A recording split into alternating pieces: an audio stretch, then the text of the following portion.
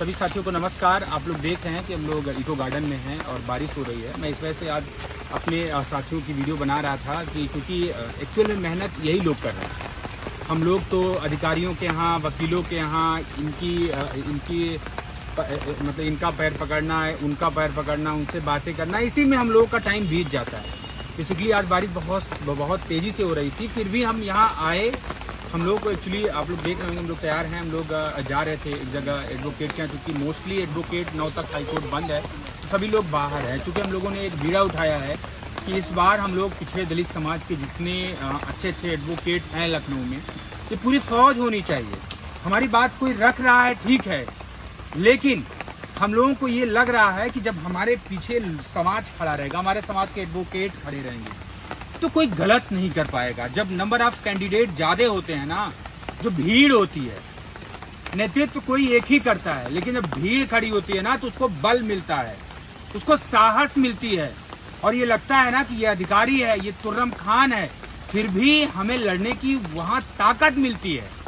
तो इस वजह से हम लोग पूरी तरीके से इस बार वकीलों की फौज खड़ी करेंगे, और वो अपने समाज के SC कम्युनिटी के, OBC कम्युनिटी के जो अच्छे वकील हैं, जिनकी हाई कोर्ट में भी चलती है, हालांकि वहाँ सारे उन्हीं के लोग जज हों चाहे एडवोकेट हों, उनकी ज़्यादा है, लेकिन जब नंबर ऑफ एडवोकेट्स हमारी तरफ से ज़्यादा रहेंगे ना, और उसी केस में 50 वकालतनामा इस वजह से लगे होंगे कि 68 को इम्प्लीमेंट करें, तो कुछ न कुछ प्रेशर बढ़ेगा। तो आज वही 1-2 एडवोकेट से मुलाकात के लिए हम लोगों का समय मिला है, क्योंकि कई एडवोकेट हैं यहाँ पे, उन लोगों से आज हम लोग मिलेंगे।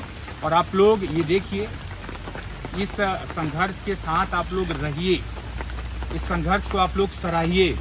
जीवन में कभी कोई मौका नहीं मिलेगा आपको संघर्ष करने का। ये संघर्ष बहुत लंबा नहीं रह गया है। संघर्ष जितना ज़बरदस्त रहा है और जितना हम लोगों के साथ लोग जुड़ गए हैं, ये समझिए कि बहुत जल्द ये सारी चीज़ें निर्णायक होने वाली हैं। लेकिन लास्ट मोमेंट पे आप लोग धैर्य बना के रखिए, आप लोग लोगों को एकजुट करके रखिए। ठीक है, धन्यवाद। जब भी देखिएगा इस वीडियो को शेयर करिएगा, कि बहुत ही आंदोलन और संघर्ष भरा ये वीडियो है। धन्यवाद।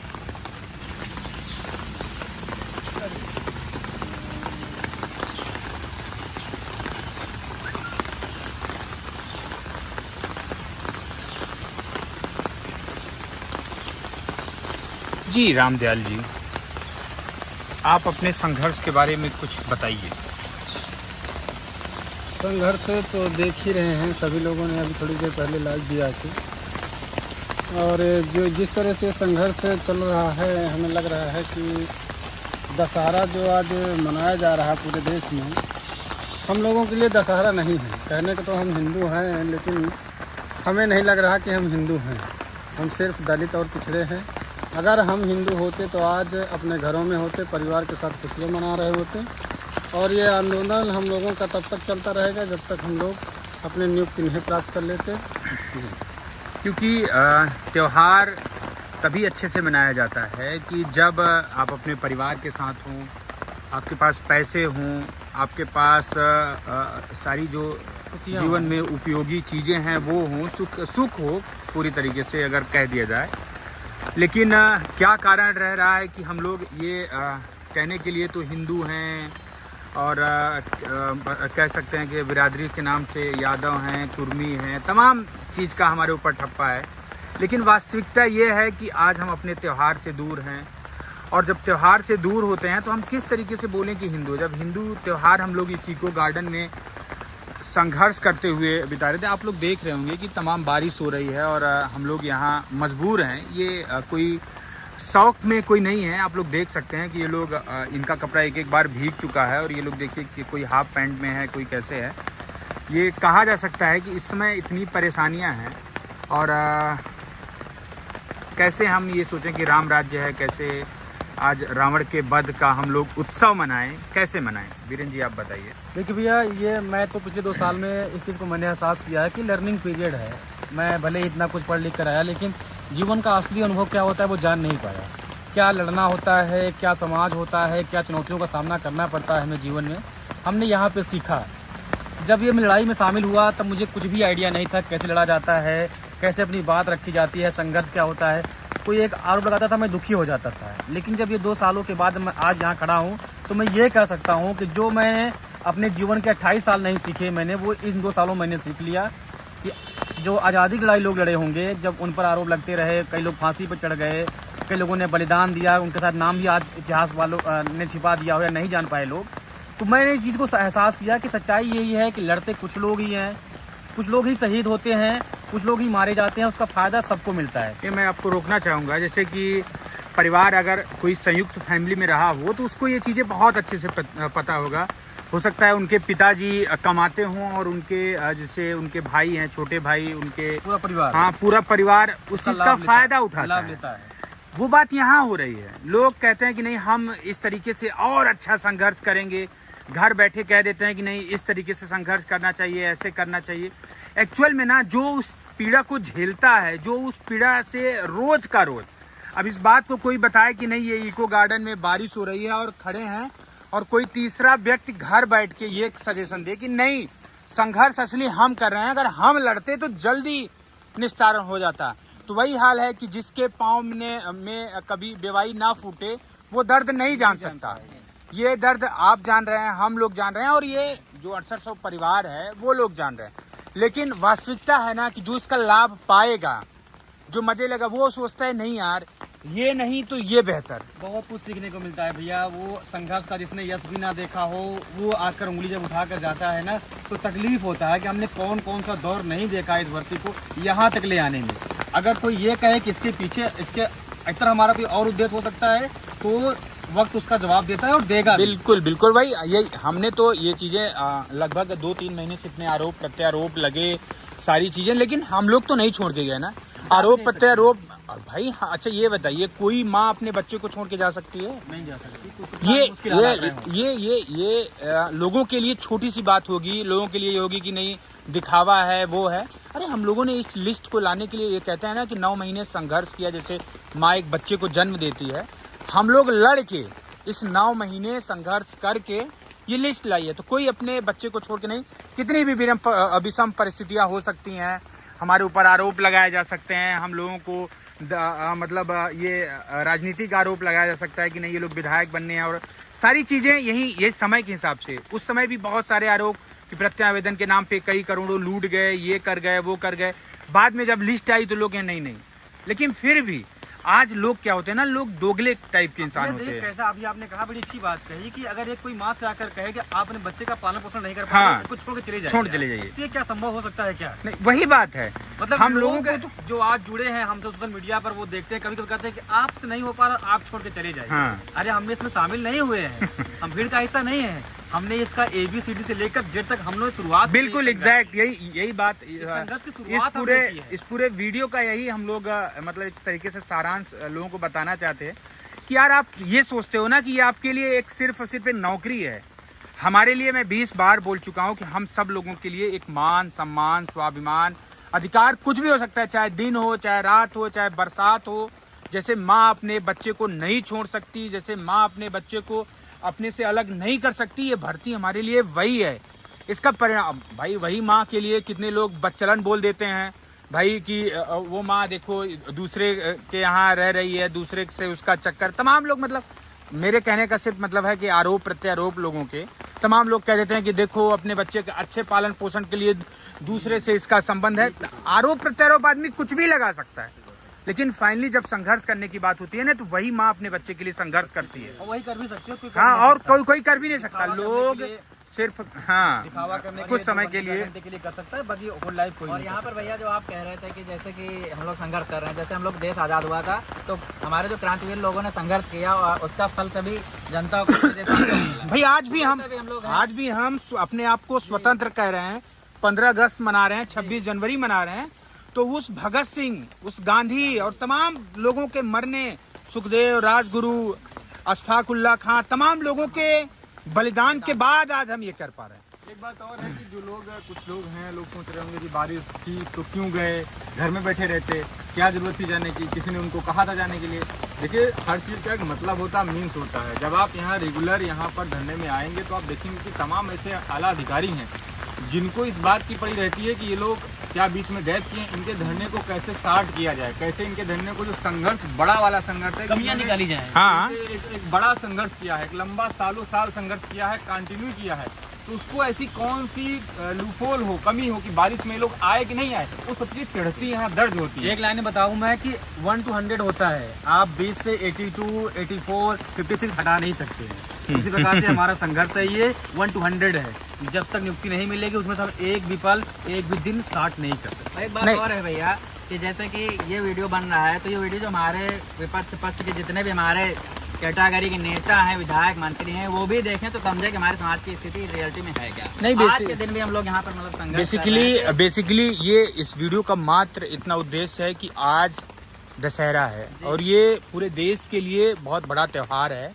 इसमें आप कह सकते हैं कि लोगों को लगता है कि आज राम राज्य आ जाएगा, रावण मरेगा और राम राज्य आ जाएगा। लेकिन इस वीडियो की सिर्फ और सिर्फ टैगलाइन यही है कि राम राज्य किसी और के लिए होगा, हम लोगों के लिए आज भी पिछड़े दलितों के लिए सिर्फ और सिर्फ संघर्ष है।